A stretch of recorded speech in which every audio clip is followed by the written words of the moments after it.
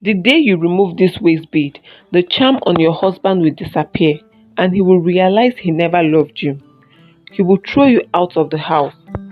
Mama's voice was low and filled with warning as she handed Ozioma the string of beads.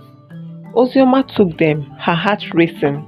She knew what she was about to do was dangerous, but it was the only way she could escape from the poverty that had clung her since birth.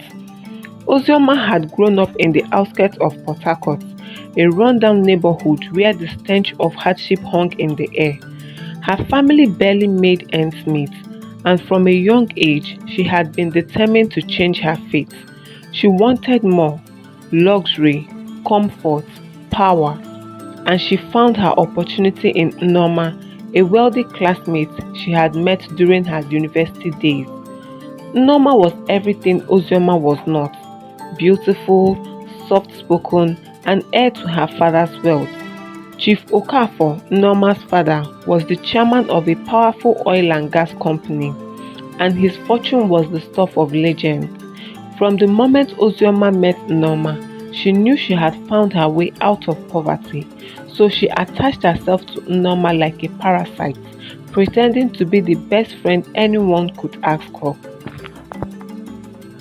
Norma, oblivious to Ozioma's true intentions, took her in like a sister.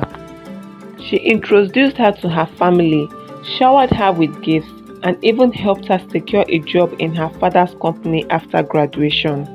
To everyone around them, Ozioma was the loyal friend who always had Norma's back. But Ozioma's loyalty was a carefully crafted lie. She didn't care for Norma, she was after something far more valuable: her father's wealth. Chief Okafor was a tall, imposing man with a powerful presence. He was well respected in Port Harcourt, known for his business acumen and generosity. Ozioma knew that if she could get close to him, her dreams of living a life of luxury would come true. But Chief Okafor was not an easy man to manipulate. He was stern, cautious, and devoted to his family. Despite Ozioma's subtle, flirtatious, and seductive gestures, Chief remained indifferent to her advances. Desperate and frustrated, Ozioma decided to take more drastic measures. She visited a powerful herbalist deep in the outskirts of the city, seeking a solution to her problem. The herbalist listened quietly as Ozioma poured out her desires, then handed her the waist beads, warning her of the consequences. "These beads will bind his heart to you, but the day they break, everything will unravel," the herbalist said, her eyes gleaming in the dim light. Ozioma didn't care about the warning. All she saw was the power the beads promised her. She wore them around her waist with confidence, returning to Norma's house with renewed determination. Within weeks, the magic began to work.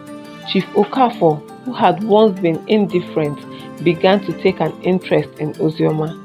Slowly but surely, he fell under the spell of the beads. His affection for her grew, and before long, he proposed. Norma and her mother were devastated. They couldn't understand what had come over Chief. How could he fall for Ozioma, a girl from nothing, and abandon his family? Norma was so disappointed in her friend. "How could you do this to me?" she asked. "I thought you were my friend," she said, heartbroken. Ozioma's rise to power was swift. After the wedding, she made it her mission to rid the mansion of everyone who might pose a threat to her reign. She wasted no time in making her move, humiliating Norma's mother and forcing her and Norma out of the house. "I am the new madam here," Ozioma declared, her eyes cold as she watched Norma and her mother pack their belongings. "Get out before I throw you out."